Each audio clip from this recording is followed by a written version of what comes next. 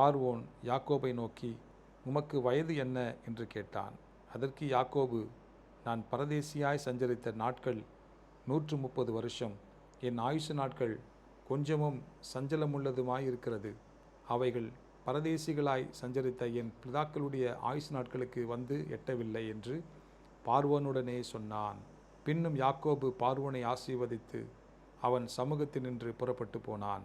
பார்வோன் கட்டளையிட்டபடியே யோசேப்பு தன் தகப்பனுக்கும் தன் சகோதரருக்கும் எகிப்து தேசத்திலே நல்ல நாடாகிய ராமசேஸ் என்னும் நாட்டிலே சுதந்திரம் கொடுத்து அவர்களை குடியேற்றினான்.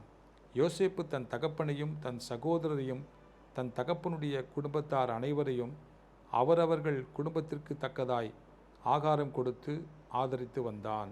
பஞ்சம் மிகவும் கொடிதாயிருந்தது. தேசமெங்கும் ஆகாரம் கிடையாமற் போயிற்று. எகிப்து தேசமும் கானான் தேசமும் பஞ்சத்தினாலே மெலிந்து போயிற்று. யோசேப்பு எகிப்து தேசத்திலும் கானான் தேசத்திலும் உள்ள பணத்தையெல்லாம் தானியம் கொண்டவர்களிடத்தில் வாங்கி அதை பார்வோன் அரண்மனையிலே கொண்டு போய் சேர்த்தான். எகிப்து தேசத்திலும் கானான் தேசத்திலும் உள்ள பணம் செலவழிந்த போது எகிப்தியர் எல்லாரும் யோசேப்பினிடத்தில் வந்து, எங்களுக்கு ஆகாரம் தாரும், பணம் இல்லை, அதனால் நாங்கள் உமது சமூகத்தில் சாக வேண்டுமோ என்றார்கள். அதற்கு யோசேப்பு, உங்களிடத்தில் பணம் இல்லாமற் போனால் உங்கள் ஆடு மாடுகளை கொடுங்கள், அவைகளுக்கு பதிலாக உங்களுக்கு தானியம் கொடுக்கிறேன் என்றான். அவர்கள் தங்கள் ஆடு மாடு முதலானவைகளை யோசேப்பினிடத்தில் கொண்டு வந்தார்கள். யோசேப்பு குதிரைகளையும் ஆடுகளையும் மாடுகளையும் கழுதைகளையும் வாங்கி கொண்டு அந்த வருஷம் அவர்களுடைய ஆடு மாடு முதலான எல்லாவற்றிற்கும் பதிலாக அவர்களுக்கு ஆகாரம் கொடுத்து அவர்களை ஆதரித்தான். அந்த வருஷம் முடிந்த பின் மறு வருஷத்திலே அவர்கள் அவனிடத்தில் வந்து, பணமும் செலவழிந்து போயிற்று, எங்கள் ஆடு மாடு முதலானவைகளும் எங்கள் ஆண்டவனை சேர்ந்தது, எங்கள் சரீரமும் எங்கள் நிலமுமே ஒழிய எங்கள் ஆண்டவனுக்கு முன்பாக மீதியானது ஒன்றுமில்லை. இது எங்கள் ஆண்டவனுக்கு தெரியாத காரியமல்ல. நாங்களும் எங்கள் நிலங்களும் உம்முடைய கண்களுக்கு முன்பாக அழிந்து போகலாமா? நீர் எங்களையும் எங்கள் நிலங்களையும் வாங்கி கொண்டு ஆகாரம் கொடுக்க வேண்டும். நாங்களும் எங்கள் நிலங்களும் பார்வோனுக்கு ஆதீனமாயிருப்போம். நாங்கள் சாகாமல் உயிரோடு இருக்கவும் நிலங்கள் பாழாய் போகாமல் இருக்கவும் எங்களுக்கு விதை தானியத்தை தாரும் என்றார்கள். அப்படியே எகிப்தியர் தங்களுக்கு பஞ்சம் மேலிட்டபடியால் அவரவர் தங்கள் வயல் நிலங்களை விற்றார்கள். யோசேப்பு எகிப்தின் நிலங்கள் யாவையும் பார்வோனுக்காக கொண்டான்.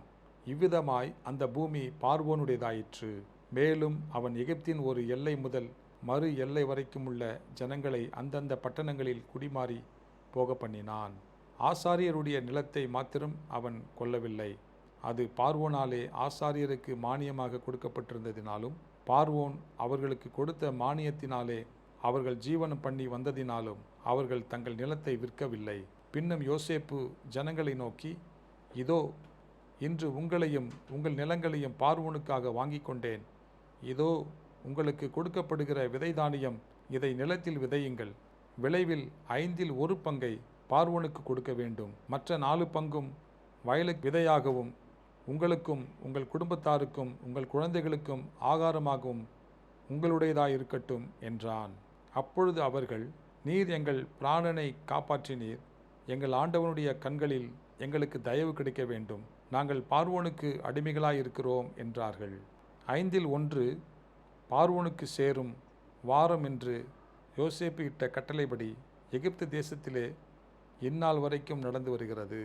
ஆசாரியரின் நிலம் மாத்திரம் பார்வோனை சேராமல் நீங்களாயிருந்தது. இஸ்ரவேலர் எகிப்து தேசத்தில் உள்ள கோசேன் நாட்டிலே குடியிருந்தார்கள். அங்கே நிலங்களை கையாட்சி செய்து மிகவும் பழகி பெருகினார்கள்.